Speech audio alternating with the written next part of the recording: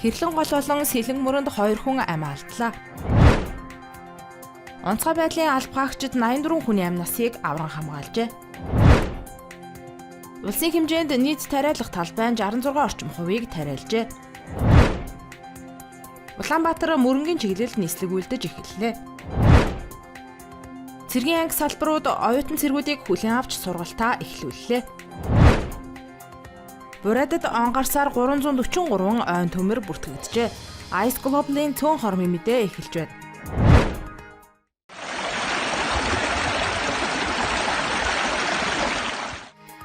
Голын усанд өнгөрсөн хоногт 2 хүн амь алджээ. Тодруулбал энэ сарын 16-нд Дорнод аймгийн Хэрлэн сумын Дэгт гэдэг газар Хэрлэн голд Тус аймгийн Харьяат иргэн 42 настай эмэгтэй нас барсан байдалтай олдсон байна. Онцгой байдлын албагчид цогцыг гаргаж цагдаагийн байгууллагад шилжүүлжээ.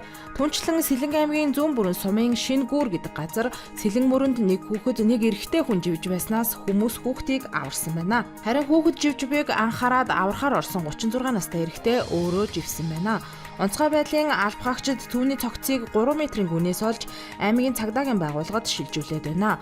Үүнээс өмнө энэ сарын 15-нд Налах дүүрэгт 35 настай иргэн туулгалыг явган гаталж яваад осолдож амь насаа алдсан хэрэг гарсан байна. Ийхүү сүүлийн 2 өдөрт голын усанд осолдож амь насаа алдсан 3 хэрэг бүртгэгдээд байна.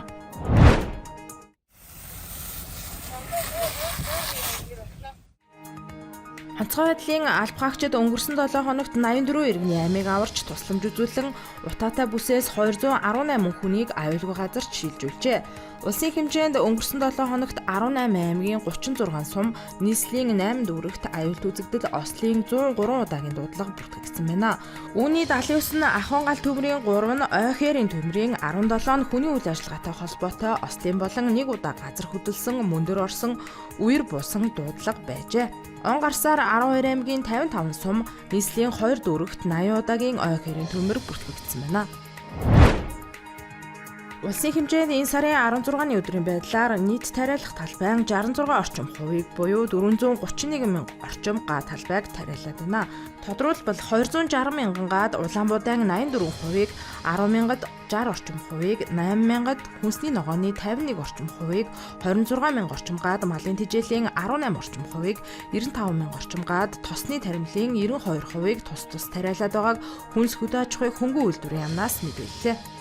Манай улсын онд 361 мянган га талбайд үр тариа, үүнээс 310 мянга орчим га талбайд Улаанбуудай, 17 мянга орчим гад төмөс, мөн 17 мянган гад хүнсний ногоо, 144 мянга орчим гад малын тижээл, 104 мянган гад тосны ургамал, 8 мянган гад жимсгэн зэрэг нийт 650 мянга орчим гад тариалалт хийхээр төлөвлөжээ.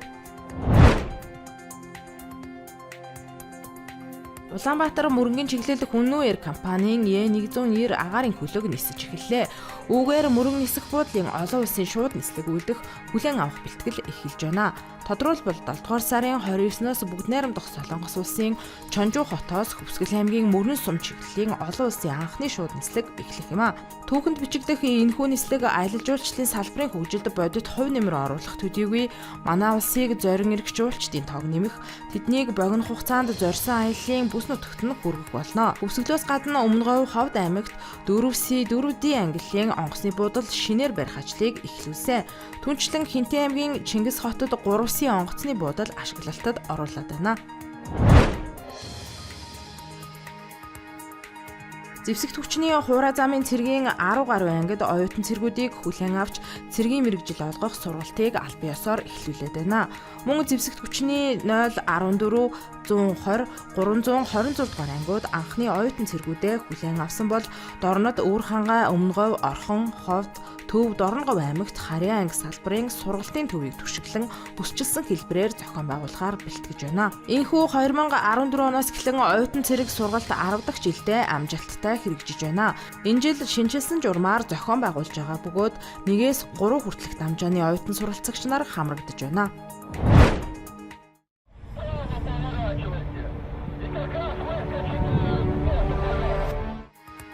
Юнайтед ойхон эрийн төмрийг бүгдийг нь хяналтандаа оруулсан талаар засгийн газрын тэргүүн Алексей Зиденов Оросын холбооны улсын онцгой байдлын яамны шуурхай хурал дээр мэдгдсэн байна.